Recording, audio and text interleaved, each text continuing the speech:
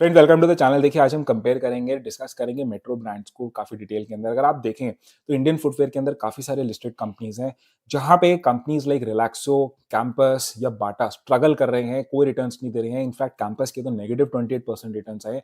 वही metro brand ने अगर आप देखेंगे आपको मोर देन 50% रिटर्न्स दिए हैं। तो क्या रीजंस हैं, आज हम बहुत डिटेल के अंदर डिस्कस करने वाले हैं। आपको बहुत सारे पॉइंट्स मिलने वाले हैं। बाकी ये कोई सजेशन नहीं है, this is just for the awareness and education purpose. देखिए अगर हम स्टार्ट करते हैं, काफी सारे रीजन डिस्कस करेंगे अबाउट द मेट्रो ब्रांड। लेकिन सबसे इंपॉर्टेंट जो रीजन जो मैंने स्टडी किया उसके बाद पता चला कि, और ये आपको नोटिस भी होगा कि प्रीमियमाइजेशन, यानी कि आपको पता है सोसाइटी के अंदर एक प्रीमियमाइजेशन चल पड़ा है। यानी कि जितनी भी कंपनीज प्रीमियम प्रोडक्ट्स बना रही हैं उनकी सेल्स बढ़ रही हैं, और जो कंपनीज मास मार्केट के अंदर या लोकल मार्केट के अंदर जो लो प्रोडक्ट्स या लो प्राइस प्रोडक्ट्स बेचती हैं वहां पे इश्यूज आ रहे हैं। और ऐसा क्यों है? क्योंकि आपको पता है कोविड के बाद मोस्टली ऐसा हुआ है कि डिस्पोजेबल इनकम लोगों के पास बढ़ गई है। जो लोग पहले से अर्न कर रहे थे वो बहुत ज्यादा कमाने लग गए हैं। तो सिग्निफिकेंट ऐसी पॉपुलेशन है जिनके पास इनकम बहुत ज्यादा है और वो प्रीमियम प्रोडक्ट्स ले रही हैं। तो ऐसी कंपनीज जब रॉ मटेरियल प्राइस इंक्रीज भी होता है, जब रॉ मटेरियल तो ये प्राइसेस अपने इंक्रीज भी कर देते हैं, बट स्टिल इनको मार्केट मिल जाता है, इनको इनके कंज्यूमर्स मिल जाते हैं।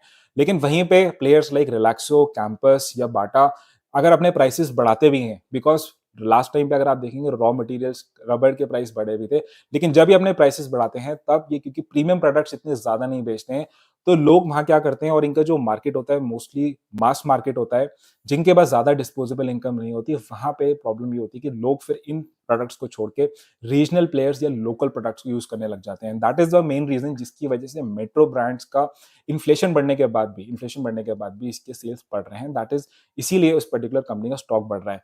तो ये एक नंबर वन रीजन हो गया। अगर आप सेकंड देखते हैं, प्रीमियमाइजेशन का ये भी फायदा होता है कि कंपनी ने इंटरनेशनल ब्रांड्स के साथ बहुत सारा टाई अप भी किया हुआ है।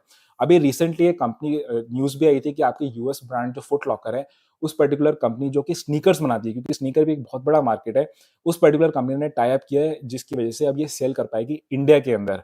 बाकी इस पर्टिकुलर कंपनी अगर आप देखेंगे, मेट्रो ब्रांड्स ने काफी सारे लोग अपने इंटरनेशनल ब्रांड्स यहाँ पे इंडिया के अंदर लॉन्च किए हैं। जस्ट लाइक अगर आप देखें तो यूएस का क्रॉक्स, जो कि आपको पता है चप्पल आती है उसकी, उस पर्टिकुलर कंपनी के क्रॉक्स बेचती है।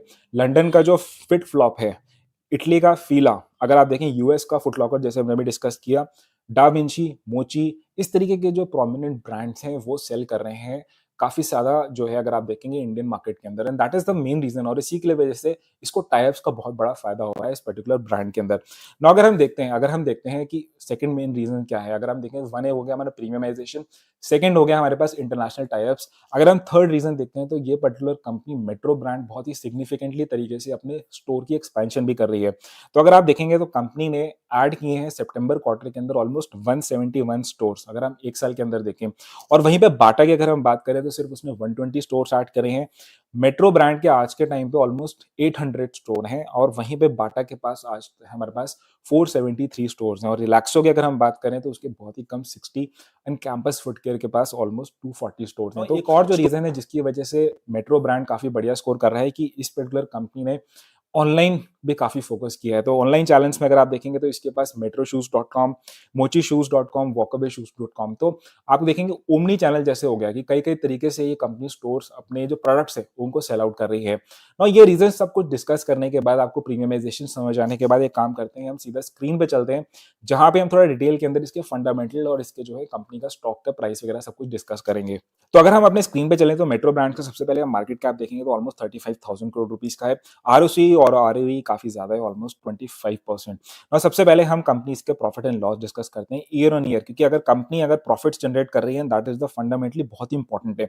और यहाँ पे अगर आप देखेंगे 2019 के बाद से अगर आप देखते हैं तो काफ़ी सिग्निफिकेंटली 337 करोड़ से ज़्यादा, अगर आप मार्च 22 और 23 के अंदर देखते हैं तो काफ़ी ज़्यादा 412 एंड 680, यानी कि इसके ऑपरेटिंग प्रॉफिट कंसिस्टेंटली, और इसकी सेल्स भी अगर आप देखते हैं तो वो सालन से ईयर ऑन ईयर इंक्रीज करी है। नाउ सबसे पहले हम देखते हैं, इसके बाद हम इन्वेस्टर्स देख लेते हैं, क्योंकि आपको पता है कि अगर प्रोमोटर्स एफआईज एंड डीएस की होल्डिंग ज्यादा है तो कंपनी का जो जो स्टॉक होता है वो काफी, हम बोलते हैं कि काफी वर्थ है, उसके अंदर उसकी वैल्यू जो है सस्टेन कर सकता है। तो यहाँ के अगर हम देखें तो प्रोमोटर्स की जो है होल्डिंग कंसिस्टेंटली रही है इसके अंदर। एफआईज ने मार्जिनली अपना जो है अगर हम देखेंगे तो ऑफलोड किया है थोड़ा सा शेयर लास्ट क्वार्टर के अंदर।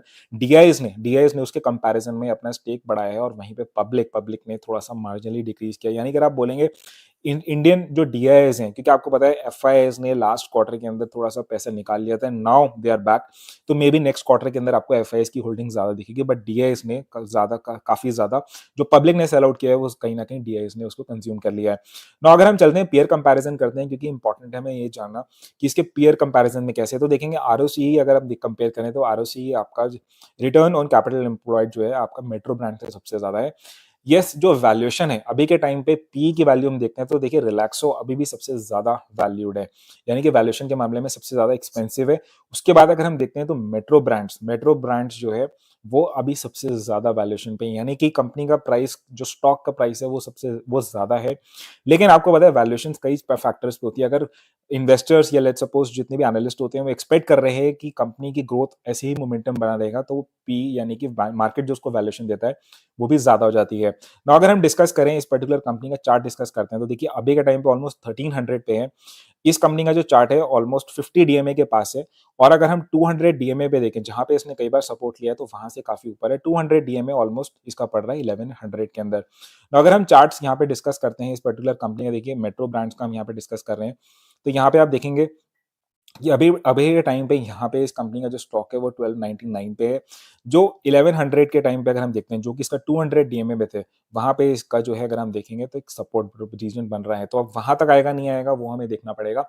लेकिन बात यह है कि आप अभी के टाइम पे इस पे नजर रख सकते हैं। अगर आपने इस पर्टिकुलर रिटेल के अंदर, क्योंकि आपको पता है कि कंजम्पशन आगे बढ़ सकती है, अगर आप ऐसे सेक्टर के अंदर अपना कोई एक स्टॉक जानना चाहते हैं तो मे बी आप अपने रेडार में रख सकते हैं। 1100 मोरलेस इसका कहीं ना कहीं सपोर्ट बन रहा है, 200 डीएमए रेंज बन रहा है।